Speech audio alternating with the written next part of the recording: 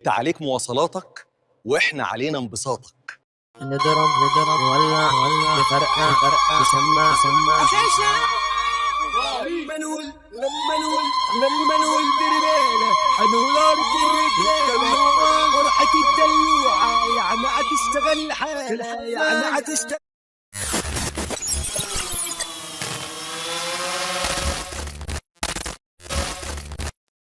السلام عليكم ورحمة الله وبركاته. أهلا بكم من جديد في علوم. أنا محمد سيد ودي حلقة جديدة، وتعالى كده نروح على بعد بالظبط 4 كيلو من أهرامات الجيزة، وهناك هنشوف صرح عملاق كبير، أكبر متحف أثري في العالم، المتحف المصري الكبير، المتحف اللي قعدت مصر تحلم بيه 20 سنة عشان تصممه. خلينا نعرف ليه اتأخر كل السنين دي، وليه كمان المتحف ده اتكلف بناؤه أكتر من 1 مليار دولار. انت متخيل الرقم؟ خلينا بقى ناخد مغامرة جوه المتحف الثقافي العالمي اللي كل العالم منتظر يوم افتتاحه، اللي متحدد بتاريخ 1 نوفمبر سنة 2025. لو حد سأل اشمعنى تاريخ 1 نوفمبر بالذات، عشان التاريخ ده نفس التاريخ اللي اكتشفوا فيه مقبرة توت عنخ آمون. لو هنيجي بقى لمكانه، فمكانه بالتحديد قرب من أهرامات الجيزة. طب اشمعنى المكان ده بالتحديد؟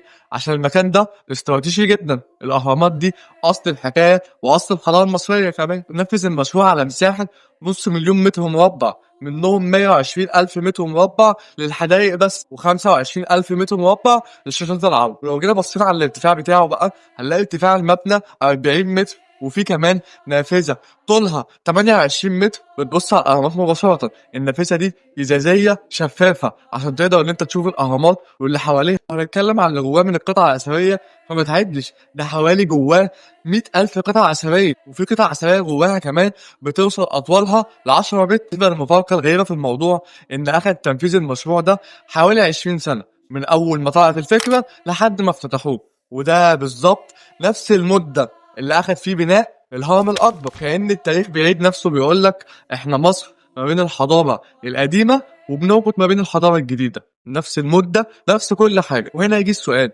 ليه المتحف المصري الكبير؟ ليه نلم الآثار نحطه في متحف واحد؟ ليه لازم نعرض الأهرامات أو الحاجات بتاعتنا بالشكل ده؟ ليه لازم نعمل متحف مجمع فيه الآثار عشان لما يجي سايح يشوف كل حاجة قدامه بطريقة القرن ال21، ما يتفرجش عليها في المعابد الصغيرة وبالطريقة القديمة؟ خليني أقول لك طبعا، وأنت عارف إن مصر من أهم الدول في العالم اللي فيها آثار. من السائح لما كان بيجي مصر وبينزل كان بيلف لفة محترمة عشان يتفرج على الآثار، من محافظة لمحافظة، من معبد لمعبد، عشان يقدر اللي هو يتفرج على أكبر عدد من الآثار لما بيجي مصر. من دلوقتي في القرن ال21 يقدر أي سائح أو أي حد يجي لمصر للمتحف المصري الكبير ويقدر يتفرج على كل الآثار اللي هو عايز يشوفها. والأول مرة بيشوف كل آثار توت عنخ آمون اللي كانت متبعترة في كذا متحف وفي كذا مكان. عشان تقدر ان انت تشوفهم كلهم لازم تاخد لك 2-3 على الأقل، من معبد لمعبد ومن محافظة لمحافظة. ولكن لأول مرة في التاريخ متحف واحد بيجمع كل أغراض الملك توت عنخ آمون، بما في ذلك أهم حاجة ليه القناع الذهبي بتاعه. ده طبعا حل أزمة كبيرة، زي متحف التحرير اللي اتبنى سنة 1992. المتحف ده كان صغير جدا وكان بيبقى فيه زحمة رهيبة جدا، وده بيبقى خطر على الآثار كمان. ومن هنا جت لهم فكرة إن يعملوا حاجة اسمها المتحف المصري الكبير، يقدر اللي هو يضم معظم الآثار اللي موجودة في مصر عشان يقدر السائح اللي هو يجي يشوفها وما يكونش فيها زحام. كمان كده نقدر نحافظ على السياحة في مصر، وكمان نقدر نحافظ على الآثار بتاعتنا. وخلينا بقى نرجع في بداية القصة كده لأول ما بدأت الفكرة. الكلام ده سنة 2002 لما الرئيس حسني مبارك قرر اللي هو يعمل المتحف ده، وقعد يدور على مكان لحد ما رسى وقال إن أحسن مكان يتعمل فيه المتحف ده هو هضبة الجيزة. وساعتها الرئيس حسني مبارك فتح قدام الناس كل واحد اللي هو يقدم التصميم بتاعه، وساعتها اتقدم